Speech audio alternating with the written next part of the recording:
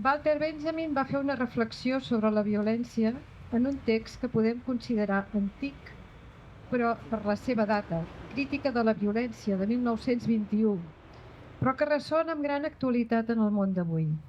La paraula violència, en alemany Gewalt, com hem vist en aquestes jornades, té un doble significat.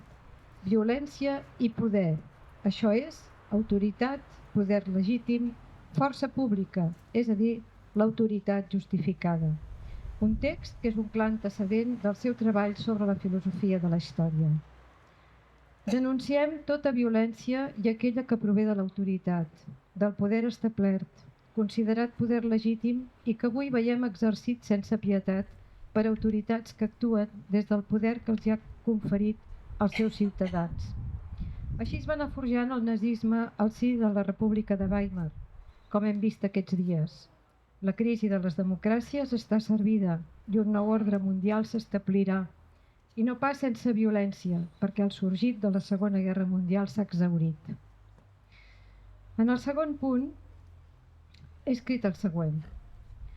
Recordant el seu treball sobre la violència, hem intentat homenatjar Walter Benjamin amb el seu llegat intel·lectual que il·lumina la biblioteca i volem denunciar també la violència, hostilitat i persecució que pateixen els desobedients a l'autoritat per motius ideològics, posicions intel·lectuals diferents, religioses, racials o altres. Alguns artistes i creadors han estat fidels a la memòria dels perseguits i els oprimits en la història. Danny Caravan és un d'ells. Danny Caravan ha forjat la seva obra d'escultura pública en la defensa de la pau i els drets humans. Tots coneixem el memorial Passatges que ha donat a Portbou un valor universal. Però hi ha molt més.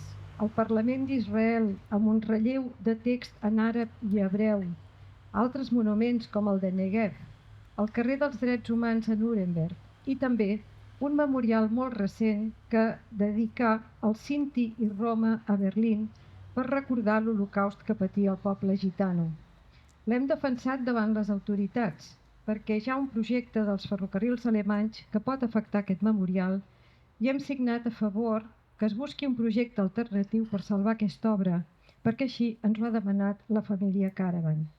Per això avui ens acompanya també Ricard Valentí, president de l'associació, que aquí, des del barri de Gràcia, és el més actiu en favor del poble gitano.